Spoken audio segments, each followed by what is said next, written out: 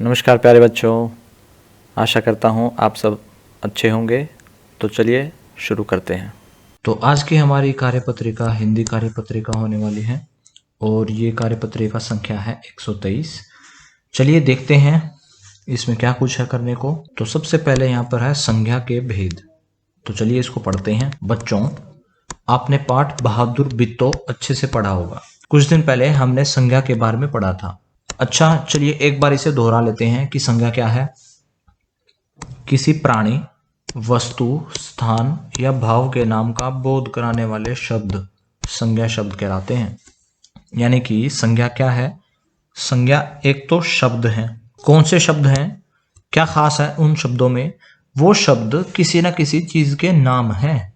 या तो हो सकता है वो किसी प्राणी के नाम हो, यानी कि हो सकता है किसी व्यक्ति के नाम है, या फिर किसी पशु के नाम है, या फिर हो सकता है कोई वस्तु है जिसका वो नाम हो सकता है वो शब्द, और या किसी स्थान का नाम हो सकता है वो शब्द, या फिर हो सकता है किसी भाव का नाम हो। भाव मतलब जैसे कुछ ऐसी चीजें जिसको हम छू नहीं सकते हैं, या जैसे उसको खुशी हो रही है तो खुशी जहाँ पे, यहाँ पे भाव का नाम है खुशी।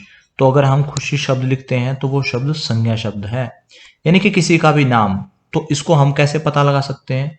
कुछ भी वाक्य में हम पढ़ के ये प्रश्न कर सकते हैं कि वह क्या है। जैसे आपने कई कई बार नई चीज देखी होंगी दुकान में या आसपास, तो आप एक दूसरे से पूछते हैं, अरे ये क्या है, इसको क्या कहते हैं? तो वो जो शब्द देगा, उसका जो उत्तर देगा शब्द कि वो क्या चीज है, वही शब्द हमारा संज्ञा शब्द कहलाएगा। आपका नाम आपका संज्ञा शब्द है। अगर आपसे कोई पूछे कि आप अपनी संज्ञा बताइए, यानी कि वो आपसे नाम पूछ रहा है। तो चलिए आगे पढ़ते हैं इसको। तो आइए, पाठ में आए नाम वाले शब्दों, यानी कि ऐसे शब्द जो नाम हैं किसी चीज के, अर्थात संज्ञा शब्दों पर ध्यान देते हैं। तो जो बहादुर बित्तो वाला जो हमारा पाठ था, उस पाठ में कुछ ऐसे शब्द आए हैं जो कहीं ना कहीं किसी चीज का नाम बताते हैं। तो वो कौन से शब्द हैं, चलिए देखते हैं। एक तो है किसान। जैसे वह क्या है, वह किसान है। क्या शब्द का उत्तर अगर हमें मिल रहा है, क्या प्रश्न का अगर हमें उत्तर मिल रहा है, तो वह शब्द हमारा संज्ञा शब्द हो जाएगा। बैल, गाय, शेर, घोड़ा, दरांती, गुस्सा जो कि एक भाव का नाम है, घबराई यानी कि भाव का नाम है। ये सभी संज्ञा शब्द अलग अलग रूप में हैं। कोई भाव का नाम है, कोई पशु का नाम है, कोई किसान है, बता रहा है कि वह क्या है। तो संज्ञा के इन अलग अलग रूपों को हम भेदों से जानते हैं, यानी कि हम संज्ञा के अलग अलग रूप, यानी कि कितने तरह के संज्ञा शब्द होते हैं, ये हमें भेद बताता है। भेद का मतलब है कितने तरह के। तो कितने तरह के हैं यहाँ पे देख लेते हैं हम। तो एक तो है व्यक्तिवाचक संज्ञा, एक है जातिवाचक संज्ञा, और एक है भाववाचक संज्ञा। यानी कि संज्ञा शब्द तीन तरह के हैं। पहला देखते हैं व्यक्तिवाचक संज्ञा। तो जिन शब्दों से किसी विशेष व्यक्ति, स्थान या वस्तु के नाम का ज्ञान हो, यानी कि ऐसे शब्द जो या तो किसका नाम है, किसी विशेष व्यक्ति का, यानी कि कोई एक आदमी है या कोई इंसान है या कोई भी हो सकता है, कोई बच्चा है या कोई मित्र है किसी का, उसका कोई नाम है, या फिर कोई जगह है, कोई स्थान हो सकता है, या किसी की कोई वस्तु है उसका अगर कोई नाम है, तो वह नाम व्यक्तिवाचक संज्ञा माना जाता है। जैसे कि केला, ये एक फल का नाम है कि भाई तुम कौन सा फल खा रहे हो, क्या फल खा रहे हो, क्या कहते हैं इस फल को, केला। लता मंगेशकर, अब ये एक व्यक्ति का नाम है। दिल्ली शहर का नाम हो गया। क्रिकेट खेल का नाम हो गया। दीपावली त्योहार का नाम हो गया। और दूसरा भेद देखते हैं इसका, जातिवाचक संज्ञा। जातिवाचक संज्ञा मतलब ऐसी संज्ञा शब्द हैं, यानी कि वह शब्द हैं जो किसी का नाम बताते हैं। किसका नाम बताएंगे? किसी जाति का नाम बताएंगे। यानी कि जिन शब्दों से किसी प्राणी, स्थान या वस्तु की पूरी जाति की जानकारी मिले। यहां पर तो किसी विशेष व्यक्ति या विशेष स्थान या विशेष वस्तु के बारे में जानकारी मिल रही थी। यहाँ विशेष नहीं है कुछ भी, यहाँ पूरी जाति के बारे में जानकारी मिल रही है। जैसे केला क्या था? एक फल था। तो फल भी तो उसका नाम ही है कि यह क्या है, ये एक फल है, उसकी जाति है पूरी। अब फलों में तो बहुत सारे फल आते हैं, तो फल भी एक नाम हुआ। गायिका है, लता मंगेशकर क्या है? गायिका है। तो गायिका पूरी जाति है, यानी कि गायिका और भी तो गायिका हो सकती हैं। शहर और भी शहर हो सकते हैं, दिल्ली भी एक शहर है। तो ये विशेष शहर है, ये विशेष व्यक्ति हैं, ये विशेष फल है। अगर विशेष व्यक्ति स्थान वस्तु का नाम हो तो व्यक्तिवाचक संज्ञा है। अगर पूरी जाति का नाम लिया गया है तो जातिवाचक संज्ञा है।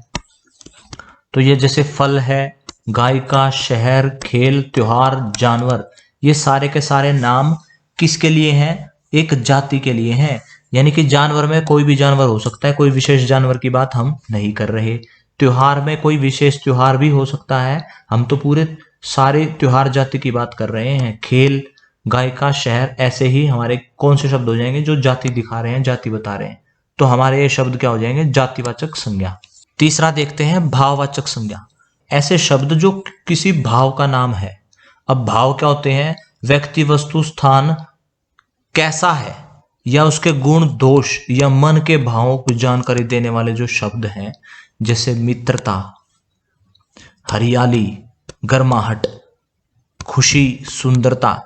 आप इन सब के उत्तर अगर क्या प्रश्न करके कि यह क्या है, उसके मन में क्या आया, तो क्या का उत्तर अगर मिले तो इसका मतलब ये समझ लेना वह जो शब्द होगा वो संज्ञा शब्द हो सकता है।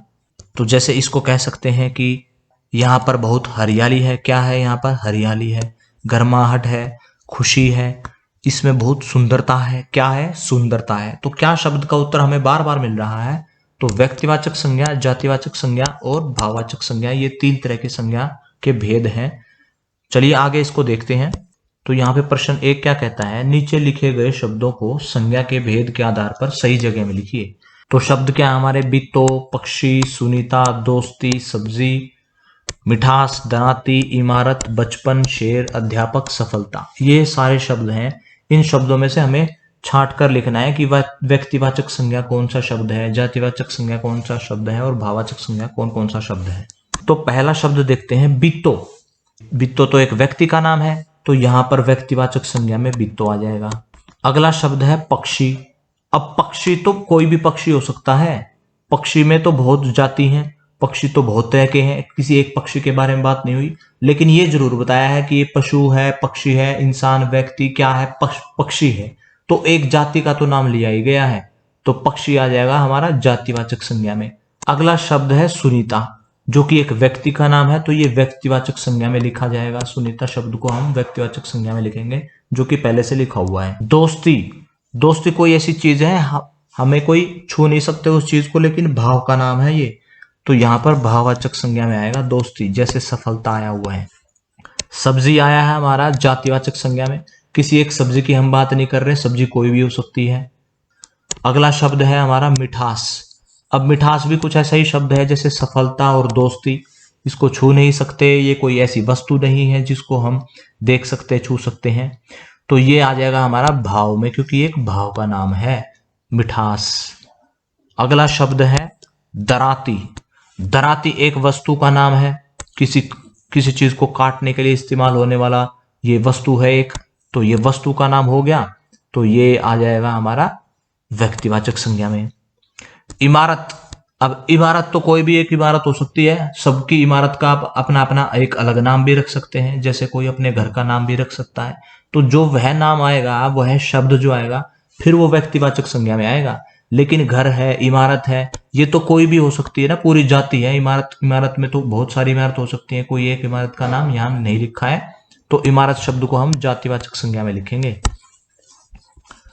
अगला शब्द है बचपन।